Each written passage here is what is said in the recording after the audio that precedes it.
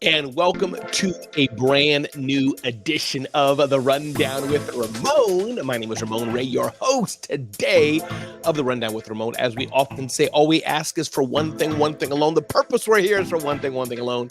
To help you start your business, grow your business, or help you live your best life, or all of it. We got an eclectic potpourri dish of insights to share with you today, as we always do on The Rundown with Ramon. So I'm glad you're here today. Who am I? Well, I've started 5 companies, sold 3 companies, authored 5 books. We're leading experts on small business growth, and I'm here because you're here, and I'm glad you're watching. Today on The Rundown with Ramon, so let's get with it. What are we going to cover today on The Rundown with Ramon? Well, 1, how to get the right players in your band. Seth Godin has 20 questions to ask about your next project. Wall Street Journal covers what the happy warrior in your office knows about getting ahead. How you can attract more customers by giving away your ideas. Did you know there are 6 signs that you might be in a toxic relationship? Is your business idea worth pursuing? 3 tips to avoid the most common reason for failure. And Guy Raz says, can you create your own luck? Industry pioneers bust 5 myths about coaching. 4 strategies to help entrepreneurs cope with failure. And the generosity power move that can boost your career. Again, thanks for being here on The Rundown with Ramon. We're going to get right into it right now as we get ready to start a brand new edition. And I'm glad you're here today. So let's get with it right now.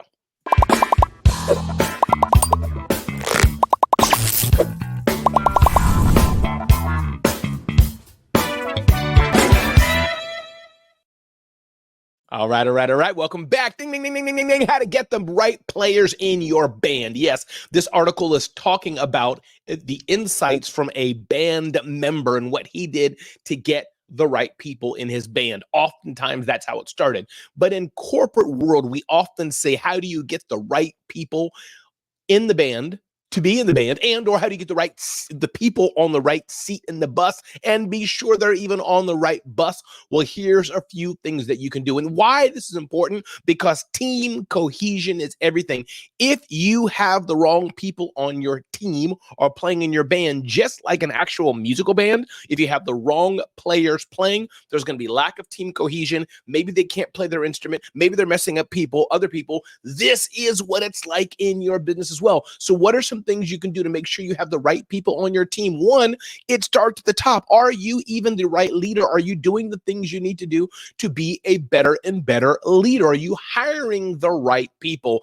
That's number 1. Number 2, are you talking to your other team members, those of you who have employees, to make sure that the other employees see the right thing in this person? There's not a checkbox. There's not a, something's off. Have you done background research? Have you asked for references? Have you given them, thank you for that thumbs up? Have you given them a pilot or a time where you could observe and see how they are? Have you done the needful due diligence that you need to do to make sure, Dr. Will Moreland in the house, to make sure that you have the right person on your team? If you don't have the right person on your team, it can be catastrophic for your business. Your business will be slower than it should be because you don't have the right people on your team. Again, if you just joined in, my name is Ramon Ray. This is The Rundown with Ramon. Ding, ding, ding, ding, ding, ding, ding, ding. 20 questions. Seth Godin's advice for people who are doing projects. Seth Godin has amazing advice, and he says, your next project might feel like a calling, but it's a choice that will have an impact on each day you spend on it. There are no right answers. But before you fall in love with a business or an organization, it may pay to think about these and other options that are built in. Here's some questions. Are you selling to consumers? Are you raising money? Do you serve one person at a time, or does a committee have to agree? Is there a network effect to the work you do? Is the margin on each item low? What's the lifetime value of a new patron, customer, or partner? Is the work time sensitive? Do you meet with people in person? Are you answering RFPs, or are people seeking you out by name? Is price or yield or efficiency the dominant metric in making a choice? Will you create value with your personal effort or by managing others? How will people find out about what you do? Is accuracy the most important part of what you deliver? Can a competitor who works far more hours have a big advantage over you? What's the effluent, waste, or side effects of what you create? Are you likely to spend time working with peers you like? Are you likely to respect your customers? How much time after you begin before you expect your metrics to be positive? Is the learning curve steep? After you've learned how to do this, does it become boring? Pick your customers, pick your future. This is powerful. Seth Godin wrote this 14 years ago, but it's powerful because this determines on the type of customers you want, the type of business you want to be in, asking some of these very important questions that sometimes we don't take the time to ask. Again, this is the Rundown with Ramon. Let's keep moving on. Ding, ding, ding, ding, ding, ding, ding. Why happy warriors get ahead. I saw this in the Wall Street Journal, and I thought it was very interesting, the aspect of happy warriors. Here's why. I've often heard nice guys finish last. To the ladies, nice gals finish last. People often focus on these hard charging, a little more maniacal, more get it done, let's go do it type of people. And I get that in some degree. Maybe I would be less nice some periods of my life and I'd be far more ahead. But Wall Street Journal talks about Tyron Jackson. Thank you so much for being here. Tyron Jackson joined us. Glad you're here. But Wall Street Journal says, you know what? This combination of being happy, the happiness, and being a warrior and still get it done, that's the perfect mix. And that's why they often get ahead in the office or in other ways of business. I've seen that in my life, and I realized maybe that's why God's blessed me with the success I've had, because I do come at things with a positive attitude. I'm the first guy to smile, the first guy to laugh, always like to tell a joke, always like to uplift and affirm, but also I get business done. So for you out there and you're wondering why you're not further ahead, it's not just because you're a nice guy or gal. It's not just because you're the hardest working person in the room. But I think both go hand in hand to get success. Are you a nice person? Yes. But also, are you getting business done? Both go hand in hand. Again, everybody, my name is Ramon Ray. This is the Rundown with Ramon. And I want you to think about this as you're thinking of your office, you're thinking of your life. What's your attitude like? Are you bringing positivity? Are you bringing a smile to the equation? And or are you the person that's always bringing a problem somewhere where you are? This is what makes life success.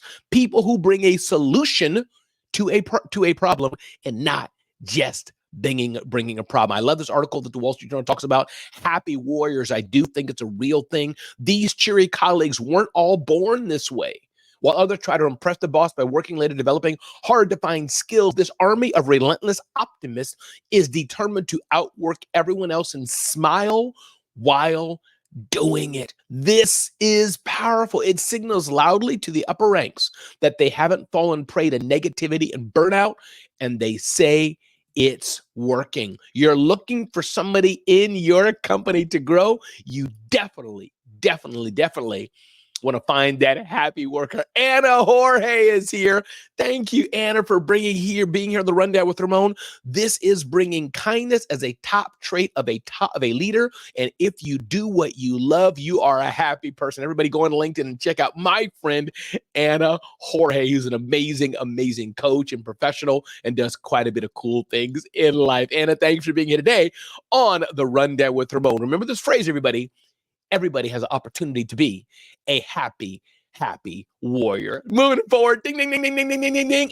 Give away your ideas and get more customers. Jason Pfeiffer, executive editor of Entrepreneur Magazine, talks about this concept. Sometimes we go through life thinking, ooh, I don't want to share my ideas. I don't want to share my thought leadership. I don't want to share what I'm working on, what I'm doing. And really, the way to get maybe more ahead is to share your ideas, to let them bloom like flowers in a garden. You may think that you have the secret sauce to how you're doing things, but let me tell you a secret. Very few of us have a secret sauce to how we're doing things. Even AI, everybody can do it. You just got to have the money to have the servers and the programming to get it done. You're a coach for women. You're a coach for motivational speaking. You're a cattle farmer. You're a lawyer. You're an accountant. There's no secret sauce to anything. Maybe there's a certain special way you do it, but it boils down to you. So the way to get ahead, the way to get your next customer, says Jason Pfeiffer, executive editor of Entrepreneur, is as follows. Jason Pfeiffer says, post on LinkedIn. Take the call. If people ask you for advice, give it to them. Proactively teach or trade. Remember what makes you most valuable. This is what it's like. Welcome to a brand new day, Karen, on the Rundown with Ramon. Glad you're here. So if you're one of those people who are thinking, you know what, let me be closed, I have a secret sauce to what I'm doing, there's no secret sauce. It's you and how you show up and how you do it. But let your ideas bloom. Let your ideas share. Go forth and conquer and be who you are, loud and proud, and watch people come to you. Watch people want to be embraced by you. Watch people want to be attracted to you like a magnet instead of that person who is stiff-arming someone all the time and saying no, no, no. Jason Pfeiffer writes that article again, good article in his email newsletter, One Thing Better. Give away your ideas and get more customers. Ding, ding, ding, ding, ding, ding, ding. 6 signs that you're in a toxic relationship. I thought this was interesting to talk about because business and personal and business often go hand in hand. Whether it's a toxic relationship at work, toxic relationship in your home. But maybe you're in a relationship and you're wondering, why is your life feeling the way it is? Why is your life like it is? Could it be that you're in a toxic relationship? Brains Magazine talks about this, and I wanted to touch on it a bit. Nobody wants to be in a yuck relationship. Nobody wants to be in a toxic relationship. Dr. Will. Nobody wants to be in a toxic relationship, Taryn. Nobody wants to be in a toxic relationship, Anna. But maybe sometimes we don't know we're in that kind of relationship. So here are 6 things they say. One is self-betrayal.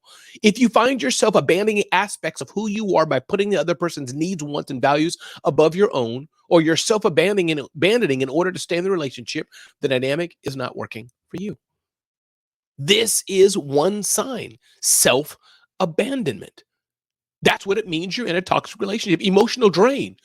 Relationships, when healthy, can be fulfilling, supportive, and a source of joy. However, not all relationships are beneficial, and some can become toxic.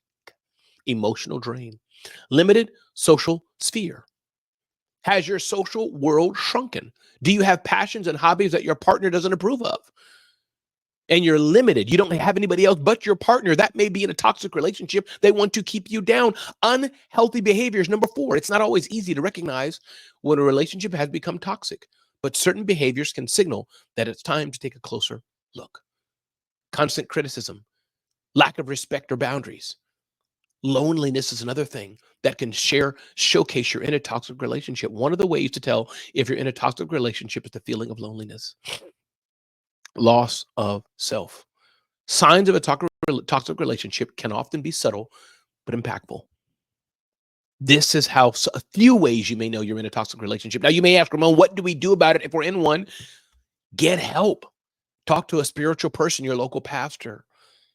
Talk to a mental health professional. Get help from somebody, but you don't have to be. You don't deserve to be. You deserve more than being in a toxic relationship. Again, everybody, if you just joined, my name is Ramon Ray, and this is the Rundown with Ramon. Let's keep moving forward here. Is your business idea worth pursuing? Ding, ding, ding, ding, ding, ding, ding, ding, ding. Is it or not? Well, ultimately, only you will know that. But you know another way you'll know if your business idea is worth pursuing? If you're gaining traction and if you're getting customers. So is your business idea worth pursuing? 3 tips to avoid the most common reason for failure. Market research is critical in determining if a business idea has actual customer demand to avoid common startup failures. Market research is important, but after you do the market research, then understand, and part of that is the customer needs and their willingness to pay. And then it says here, point 3, defining the true market involves more than demographics. It requires insight into problems customers are willing to pay to solve, writes Bradley George. But the key here as well, those are 3 things are important. But at the end of the day, once you build the minimal viable product, the minimal thing that you can build, Tyler, thanks for being here. Oh, what's up, brother? Good to have you here. As you're building that, the way to really know if the customer is ready for you, do they buy? It makes no sense, Tyler. Makes no sense, Karen, to say, oh, this is a great idea, the best thing on earth. I don't know my market research, then no one's buying. People got to buy. That's how you know if the idea is worth pursuing, when they buy it. But again, on the idea stage, I want to go back to this because I think it's important. Market research, understanding your customer needs, and defining the true market involves more than demographics. It's also about the psychographics. It's not enough to say, oh, we have a hair razor for Spanish men. Maybe because they have a certain type of hair. Maybe it is a hair razor, but let's give another example. This book is for Black men. That's demographic on the surface. But my man Tyler and I, he's a white guy, I'm a black guy, but maybe our mindsets are the same. Maybe our hearts are dialed in the same. So you need to get below the demographics, male, female, black, white, and get to the heart, or their mindsets dialed in the same. That is how you can grow your business. Because if you're just stopping at demographics, you're going to be limiting your potential pool of customers. Tyron, again, glad you're hanging with us. Glad to have you here, Tyler.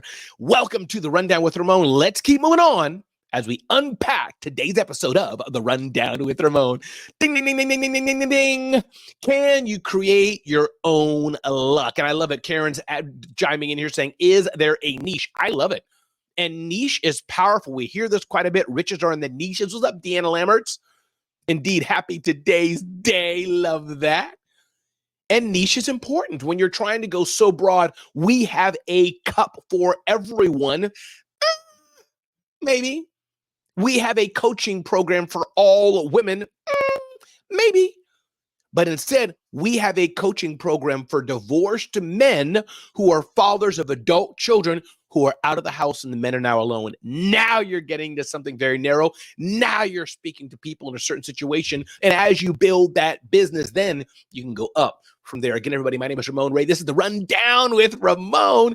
If you're enjoying the Rundown with Ramon, do me a favor, do a comment, share it out, take a screenshot, let people know you're watching the Rundown with Ramon. Let's keep moving on today's episode. Can you create your own luck? I saw this headline from Guy Raz, author of How I Built This, or How I Built It, where he chronicles the journey of entrepreneurs.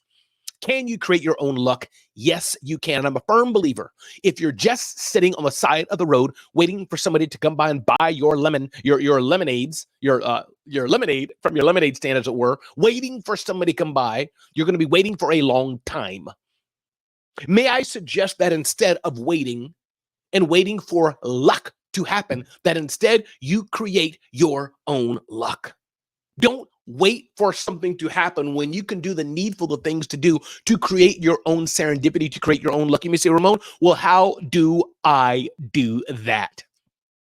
That's by being in places where you can meet the right people who can buy from you, being in places where you can be with people who can refer you, being in places where you can be around people that can give you the knowledge you need, being in the right places where there's the highest propensity of chance where what you want to happen will happen. If your dream is to be a popcorn vendor, maybe you should stand outside the Jacob Javits Center in New York City where the Popcorn Expo happens. I made that up.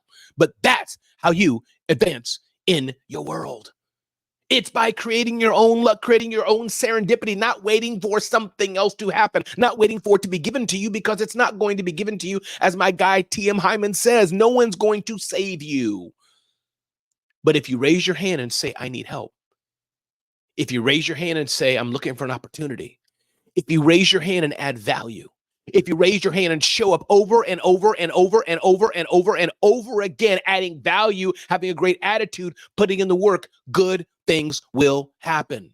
It happens to me all the time. Me being here today, having a show on USA Today Network, we're on episode 160. That's a testament to showing up and putting in the work.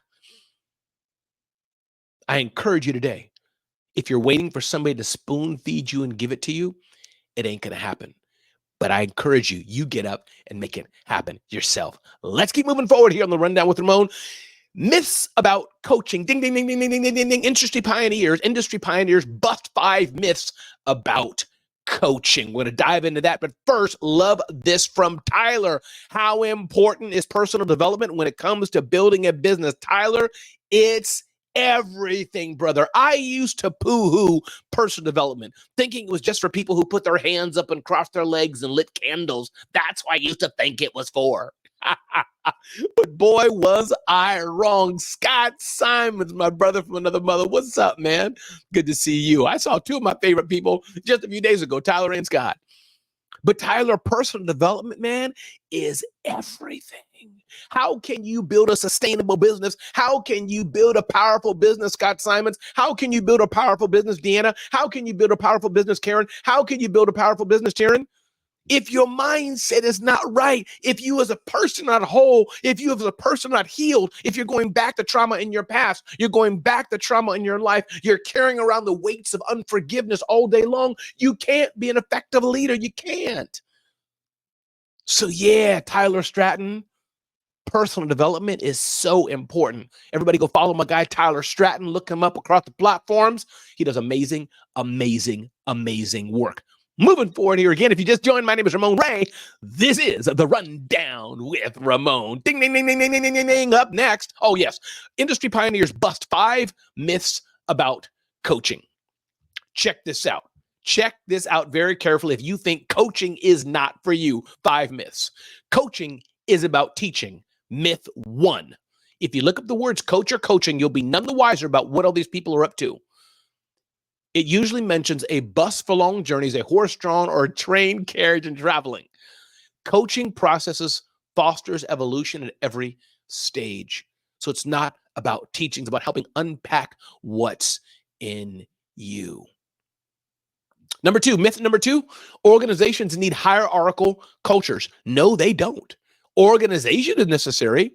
Leadership is necessary. But myth number 2, organizations do not need hierarchical cultures, according to Smart Brief. This is an important concept. Myth number 3, it's best to follow the rules. When we work with a leading global industrial gas and engineering company to bring in a safety culture, we discussed a command and control management structure that led people to follow the rules. This type of dependent culture creates interference because there is little room for the potential of the human being to come through. Yes, we need to follow safety rules and procedures and standard operating procedures, but we don't want robots. We need people who can make good judgment calls when needed. Myth number 4, coaching is only for certain types of endeavors. No, that's a myth. Coaching helps in all cases. And myth number 5, coaching has rapidly established itself and there is no further headroom for growth. That's myth number 5. Coaching is absolutely so important. Again, everybody, this is The Rundown with Ramon. What do you think about the world of coaching? Do you have a coach in your life? Do you have a community that nourishes you in your life? If you don't, you need to get a coach. Welcome to The Rundown with Ramon. Ding, ding, ding, ding, ding, ding, ding, ding. Up next, 4 key strategies to help entrepreneurs cope with failure. Failure is going to happen. I think if you're not failing at something at some point, you're probably not trying hard enough. 4 things you can do as you're going through a season or a time of failure. 1, acknowledge your emotions and give yourself time and space to lean into those feelings. Failure can feel lonely. Talking to other entrepreneurs who have also experienced failure is a great way to get back on your feet. Make a list of everything you've learned from the failures you've experienced. This will serve as a reminder that your failure wasn't for nothing. Take contrary action, which means doing the things you don't feel like doing. You're all going to fail at some point, especially if you're going to the heights that God has for you. But the key is when you fail, get back up and keep going. This is how things get done. We'll end today on this. Ding, ding, ding, ding, ding, ding, ding. The power of generosity. I was listening to a talk by Mark Matthews at an Intuit QuickBooks event a few days ago. And it talked about how when you wake up and have that spirit of generosity, have that feeling of being thankful, that feeling of gratefulness, it does something to the mind, does something to the brain, and it makes you come alive. Not that you have to think necessarily, oh, I'm glad I have a glass of milk because they have none. It's not about they have nothing. It's about I'm grateful for what I have. I'm grateful for the opportunities that I have. Remember when I was fired from the United Nations? Yes, it sucked. Didn't like it. Felt stung a little bit. But you know what I was happy about? All the opportunities I had in front of me. Listen, everybody, this is the Rundown with Ramon. And if today, I want you to know that you matter, and I want you to tell somebody else that they matter. Go tell somebody else that they matter. Speak life into somebody else. Alexandria Nicole, glad you're here today. Make a difference in the world. Go make an impact and be a part of the army of people making the world a better place. Again, this is the Rundown with Ramon. I'm so glad you're here. Get to know me better at zoneofgenius.com. Get to know me better at RamonRay.com. Be blessed and have an amazing day.